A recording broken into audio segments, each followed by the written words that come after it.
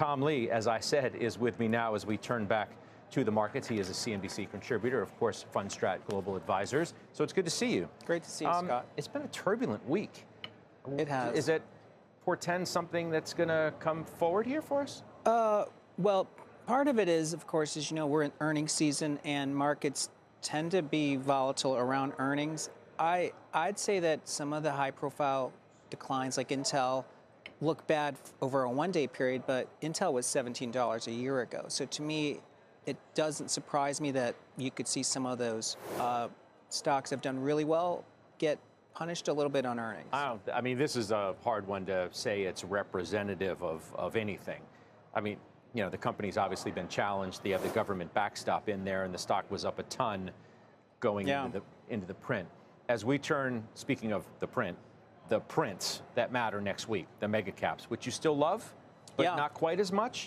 I mean, we still like the Mag 7 and the mega caps because they're great earnings stories and they have a lot of visibility.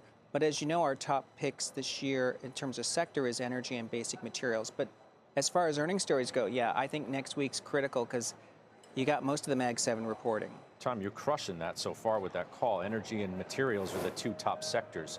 Yeah. Why were you leaning that direction as the year began? You know, we were betting a bit of mean reversion taking place in 2026. One of the things we identified in our 2026 outlook in early December was that energy and materials underperformed over the last 5 years at a level that in the last 50 years have marked turning points higher. So we were betting that so much of the bad news was baked in that they could have okay fundamental years, but the stocks could do really well. I feel like you were on the right path as it pertains to small caps and the Russell just a little early. Maybe. Yeah. I mean, remember, let's remind people, last year you told me up here that we were going to have a 50% gain in the Russell. Yeah. Now, obviously, we didn't have that, but the Russell is almost outperforming everything else over the past year, and in 1 month, it's up 5%. Yeah. Is that going to continue? Yeah. One of the things we talked about a lot about last year was that when small caps turn, it tends to be a multi-year. In fact, it could be up to a 12-year period. So the last turning point for small caps, and on a relative price to sales last year or price to book, they were at the exact same point they were in 2001. That was a launch point for 12 years of relative outperformance. So I think small caps benefit from a Fed turning dovish, possible M&A wave coming, an ISM turning back above 50, and then catching up to where EM, because EM did really well last year, and small caps usually track that. It didn't. Fed turning dovish, you know, we have a meeting next week, in case you didn't know, and not expected to do anything. So maybe not as dovish as people thought several months ago. And by the way, as we look at prediction markets, as we think about who might be the next Fed chair, BlackRock's Rick Rieder is now the leading contender in prediction markets. There's Kalshi. We, of course, have a partnership with them. 52% leaning towards Rick Rieder. We shall see. Do you care how much you think about who the next might be? I mean, it's important because it reflects the market. Market needs to respect who the new Fed chair is. Rick Rieder is somebody that markets really do respect. So, as you know, the Fed has to communicate not only with the White House, but also with the bond market. And I think Rick Rieder's experience in the markets world makes him very credible. But you're not expecting anything next week, right? I'm not, but I'm also expecting the Fed to reiterate that they are focused on no longer fighting inflation, but looking at the job market. That's a Fed put on the economy. To me, that's a dovish tilt.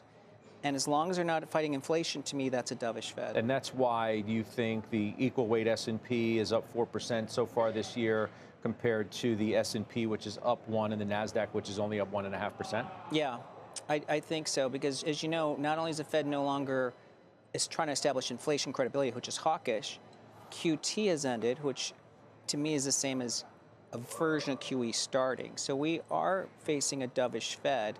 Even if there aren't cuts, it's still a Fed that wants the economy to do well. I'm not sure everybody sees every appearance that you have, and people generally think you skew bullish, which you obviously do. That said, you're still looking for what you've said could be a bear market in the middle of the year. Do you want to explain one more time why, even in the midst of this bullishness we hear from you, you still think stocks could have a bit of a rocky road at some point? Yeah, I think 2026 has the same contours as last year. So in 2026, I think there's a good fundamental earnings story, earnings growth accelerating. But we have two transitions to deal with. One is the Fed, a new Fed. The market always tests a new Fed. So from confirmation, let's say that starts in March, a new Fed happens, and then the market tests him. That's one source of a drawdown. The second is, of course, policy. The White House is much more deliberate this year in picking winners and losers, and there's some uncertainty around the tariffs.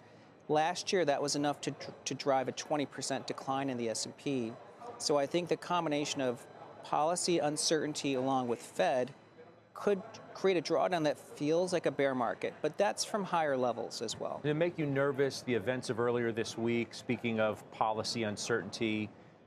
You just don't really know what's coming anywhere, for that matter, whether it's social media or policy by post or what have you. What did you learn, if anything, about Tuesday's events and then how the market acted subsequently? Well, I think it's a prelude to what a bigger drawdown looks like, because just a social media post about Denmark caused a 2% decline in the S&P and a spike in the VIX.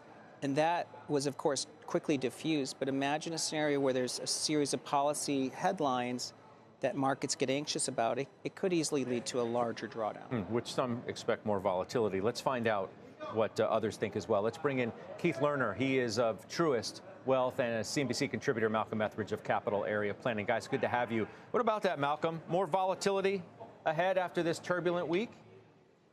Yeah, I think we're certainly in for some volatility, not only through the entire year, but possibly this quarter. I don't think that Greenland is necessarily a settled case. I don't think that all of the president's agenda that he's going to want to get enacted before the midterms happen. I don't think we've heard the last of it, and Tom makes a great point about years where a new Fed chair comes in and what the market's reaction is to that immediately following. So I think that there's definitely a ton of volatility coming, but more specifically next week, I think sets the stage for some of that volatility. If any of the four Mag 7 companies that we're scheduled to hear from, Microsoft, Apple, Tesla, and I'm blanking on the fourth one, sorry, but that's 15% of the S&P 500's. Apple, thank you. I don't know how I could forget them.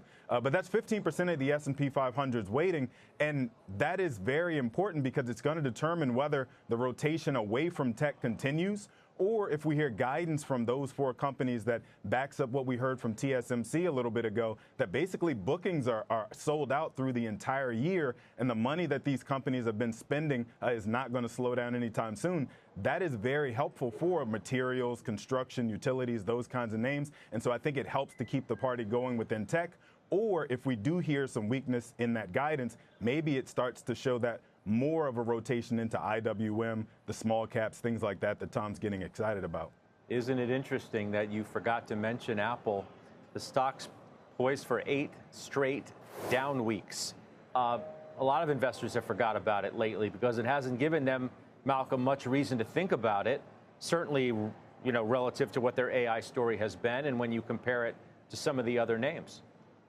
Well, yeah, and it's also very telling that Apple has decided to, I won't say throw in the towel, but go in a different direction and work with Google once again for their AI platform, for their AI build into the iPhone. So I have the iPhone 16, the 17. We're also told that Apple Intelligence was supposed to be the thing to really start to turn the corner. And it seems as if either they're delaying that or they've completely stepped away from Apple Intelligence being the thing to really power the device. And now they're focused on partnering with names like Google and others to help bring that along. And that's really disappointing to Apple shareholders like myself.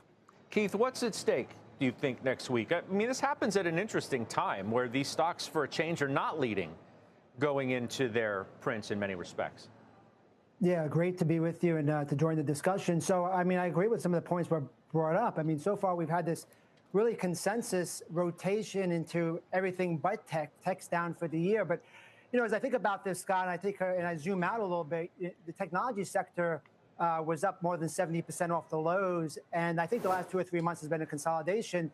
I was just looking this morning. I found it interesting that the tech sector is now trading at a premium of just 16% relative to the S&P.